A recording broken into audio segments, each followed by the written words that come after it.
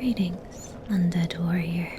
So you have defeated the four kings, and it looks as if it was quite a battle indeed. Come, sit by the bonfire and rest a while. I have a story to tell you of the abyss. Would you care to hear it? Good. Then just relax. Long ago in Astora, there lived a merchant whose name has now been lost to time. He lived hundreds of years ago, when the land of Oolacile still thrived. One night, as he was packing away his wares, a knight approached him. The merchant told the knight to come back tomorrow. He was closed for tonight. All he could think of was his warm bed at the inn. But the knight was insistent. He explained that he was to leave at first light tomorrow to travel to Oolacile and compete in the battles of stoicism there. But his sword was damaged. He needed to purchase repair powder before he left.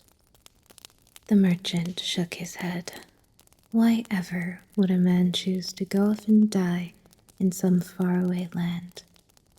Only pride would drive one to kill another man, just for the glory of being victorious. The knight, offended by the merchant's words, explained that it was not for the sake of victory that he fought, but that those who were victorious were granted a home in the kingdom of the gods, Anorlando. The merchant scoffed. Such notions were impossible, and before the knight could say any more, the merchant bundled up his wares and scurried off towards the inn. The bed was soft, and the fire warm, yet the merchant could not sleep. Visions of golden towers and ornate bridges filled his mind. A glorious kingdom where one might walk amongst the gods. It was ridiculous to dream of such things. He knew that. And yet he couldn't stop his mind from wondering. Perhaps what the knight said was true. Maybe he had been too dismissive, only thinking of his bed and not realizing how such a noble knight, willing to risk his life, would perhaps know more about the land of the gods than a simple merchant. And so the merchant decided that come morning he would set off for Oolacile himself to see the truth of the matter. It was a very long journey, and many times the merchant found himself lost. He was beset by many a monstrous creature, each time narrowly escaping with his life. His daggers were bloodied, but his confidence grew greater by the day, and somehow this merchant of no renown managed to make his way through what we now call Undead Parish, and down through the gardens to Oolacile Sanctuary. Oolacile at this time was lush and beautiful. Thick green moss spread across the ground. Trees grew strong and tall, and flowers bloomed in abundance. The place was bustling with warriors from across the lands, all having journeyed to battle for the hope of reaching Anorlando. The merchant joined the others, attracting little attention in his worn traveler's clothes. The others were outfitted in the most expensive armor, chainmail that clinked as they moved, plate armor that glistened in the sunlight, But having fought his way here, the merchant truly believed that he stood a chance, even against the best of these fighters. When he reached the coliseum, he was approached by a man who gave him a purple crystal. "A coward like you might need it," the man said. "If you wish to forfeit the fight, this crystal will save you." The merchant made to argue, but the man only laughed and walked away. Offended, the merchant stuffed the crystal into his pocket, vowing that he would rather die than make use of it. But he had failed to anticipate the desperation of a man on the verge of death. When he first saw his opponent, he laughed aloud. It was that same knight who he turned away back in Astora, the knight with the broken sword. He would be no match for the merchant's quick daggers. However, recognizing his opponent, the knight threw down his sword. "Do you surrender?" the merchant asked. "Surrender to you? Never," responded the knight, and he reached out his hand, which emanated a strange, dark aura. The merchant had no time to react. All of a sudden, he fell to his knees. It felt as if his life force was draining out of him. His limbs felt numb. Darkness was closing in on his mind, and he could do nothing to stop it. No, there was something he could do, he realized. With his final shred of strength, he pulled the crystal from his pocket and forfeit the fight. The merchant left the coliseum in a daze. He could barely hold himself upright. Where had the knight found power such as that? It must have been some kind of sorcery, the merchant thought. If only he had such power, he would be walking amongst the gods already. As he wandered listlessly through the gardens, he came across a group of warriors surrounding what looked to be a vase. But all of a sudden, there was a puff of smoke, and the vase was transformed into a young sorcerer. The warriors cheered and tossed a few coins to the sorcerer before wandering off. At that time, Oolacile was a hub for sorcery. The sorcerers there were experimenting with new kinds of magic. Magic that even the sorcerers of Vindheim have not been able to replicate since. The sorcerers of Oolacile had found a way to control light, and one spell they had developed would allow the caster to bend light in such a way that their form would be disguised as an object. The merchant had heard tales of the amazing sorcery of Oolacile, and now he saw with his own eyes it was real.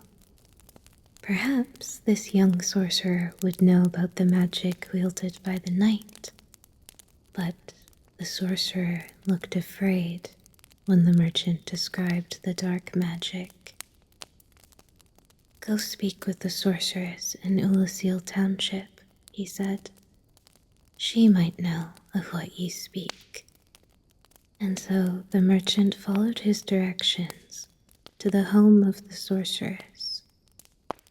He knocked on her door, and she answered, bidding him come inside. She was tall and lovely, and wearing a red gown that brushed the floor.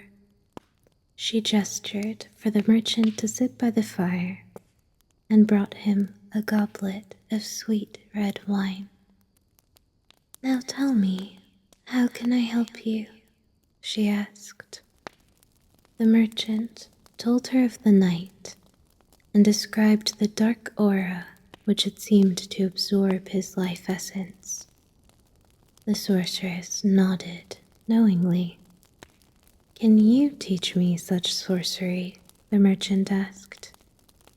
No, I cannot, for it was not sorcery which you witnessed, she said. I know where you might find the dark hand. The knight you speak of, he came to me as well, and I told him what I will tell you now. There is a great power found deep in the depths of the abyss. It is a dangerous place, a place that will corrupt your mind, that will make you forget yourself.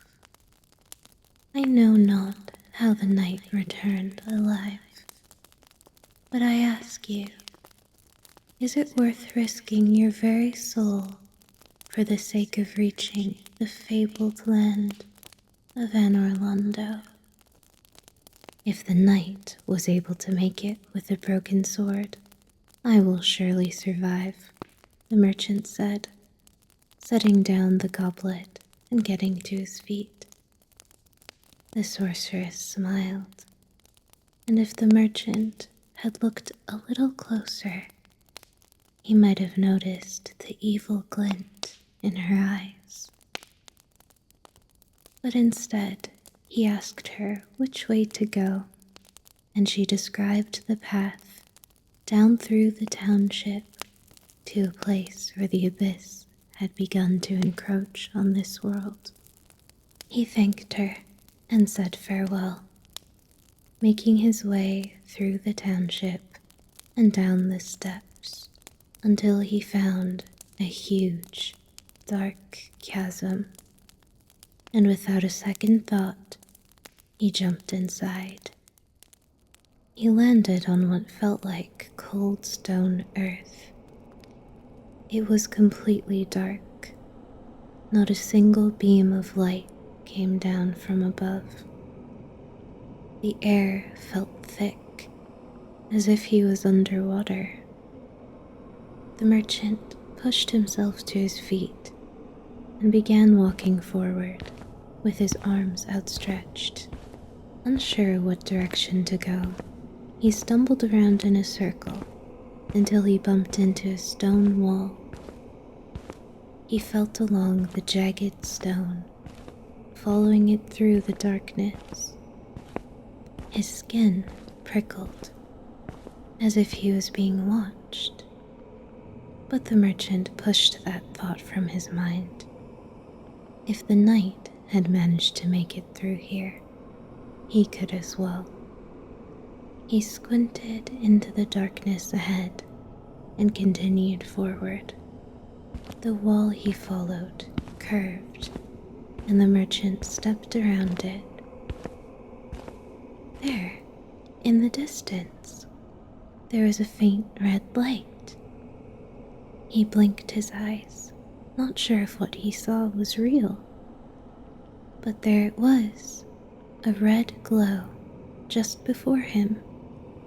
He walked towards it, elated that he'd found what he was searching for so quickly. But as he got closer, he realized it wasn't one red light, but a collection of little red orbs, like fireflies, but these weren't moving. The merchant stepped a little closer, trying to discern what was floating before him, and the red light illuminated what was behind them. A bloated head with repulsive tentacles surrounding it. No, these weren't fireflies, but eyes.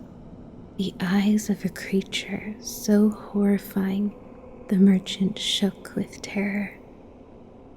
He reached for the daggers at his belt, but the thing before him swiped him with one long arm, and he fell to the ground. From here, he could just make out the shape of the thing. Its long, overgrown arms, with hands the size of his head, its tall form dressed in what looked to be a similar gown to the sorceress, but muddied and torn, and in one hand it held a huge, twisting branch. It was this branch from which it called forth a dark, swirling orb. The merchant, in a last desperate attempt, freed his dagger from his belt and flung it towards the monster. The thing shrieked, a terrible sound, and recoiled, and the merchant surged to his feet, using his other dagger to stab the thing's deformed head. He punctured its red eyes with his blade until its body stilled, and he was again left in darkness. Exhausted, he collapsed on the ground next to his slain foe. He had survived. He should be rejoicing, and yet a cold hand seemed to close around his heart. Where was he to go from here? How many more of these creatures would he have to face before he met his end? His hope was draining. Even the thought of the golden city of Anorlando seemed far away now. The darkness felt like an ooze creeping over his skin, seeping through his pores into his flesh. He thought of his bed at the inn, of the fire that had kept him warm, what he wouldn't give to return there now. He tried, feebly, to stand, but it felt as if an entire crushing ocean lay above him, pushing him down, deeper, deeper into the depths. It was too late. He wept, and the abyss drank his tears until he had nothing left. And so you see, the dangers of the abyss are not what you might find in its depths, but the darkness itself. Keep yourself safe, undead warrior. I would hate to see you fall into the same trap as that merchant did all those years ago. And now I bid you farewell until we meet again.